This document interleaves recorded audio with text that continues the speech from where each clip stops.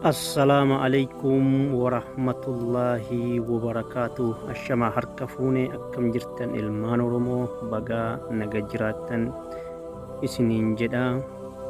Akkuma beekamu gaafii kiyya qabadhee isinii dhiyaadheera hanga xumuraatti na faana bu'aa isiniin jedha. Namoonni yuutuubii kiyyaa gammaatti hin beekne namoota hedduu keessaan ergeef hin jira. Yuutuubii kiyya akka sabiskiraayib naa gootanii isiniin jedha. TikTok koo jala jira. YouTube linkiin isaa achi seentanii viidiyoo nu daawwattanii sabiskiraayib akka nu gootan abdiidhaan isinirraa qaba. Gara gaafii keenyatti tarra jechaadha. Gaafiin adda maal jedha? Gaafii tokkorraa gashaniiti. Deebii sirrii ta'e filadhu jedha. Deebii sirrii ta'e filadhu jedha. Mure jedhee murtii yoo jedhe. Mure jedhee murtii yoo jedhe. Bakka duwwaa jedhee bultii jedha. Mure jedhee murtii yoo jedhe bakka duwwaa jedhee bultii jedha. A bule, ba bulaa, ca bulii, daa bulmaata. Gaafii lammaffaa. Jechamoota armaan gadii keessaa kan naa maxxanfate kami? Ka qubee naa maxxanfate kami? A bishaan, ba mataan, ca midhaan, daa ilkaan. Irra isinii deebi'a. Jechamoota armaan gadii keessaa kan naa maxxanfate kami? Qubee naa ka maxxanfate kami?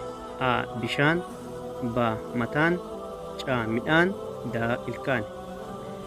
Gaafii sadaffaa. Ati jedhee isii yoo jedhe, ani jedhee aduwwaa jedha. Ati jedhee isii yoo jedhe, ani jedhee bakka duwwaa jedha. A jarri, ba isaan, ca isin, daa nuti jedha. Gattaanuu deebii sirrii ta'e guutii jedha. Deebii sirrii ta'e guutii. Arfaffaan. Odaan Oromoo meeqa? Isaanis barreessi jedha. Irra isinii deebi'a.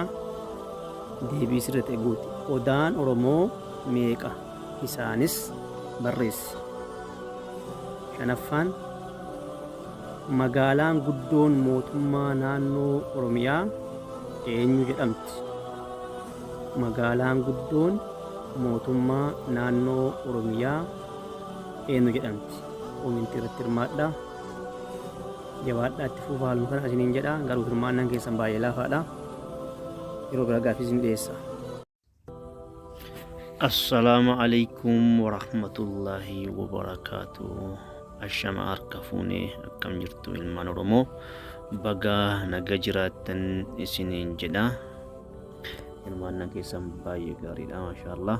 Addas gaafii takka qabadhee isinii dhiyaadheera. Gaafiin tiyyaa tokko hanga gaafiin tokkoffaan deebii sirrii ta'e filadhu jedha. Gaafii shanii walii galatti isinii dubbisa. Suutadhaatii ilaalaatii irratti hirmaadha. Deebii sirrii ta'e filadhu jedha.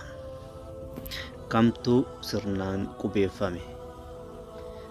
A sakatta'insa, ba sakatta'insa, ca sakatta'insa, daa sakatta'insa jedha. Irra isinii deebi'a. Deebii sirrii ta'e filadhu jedha.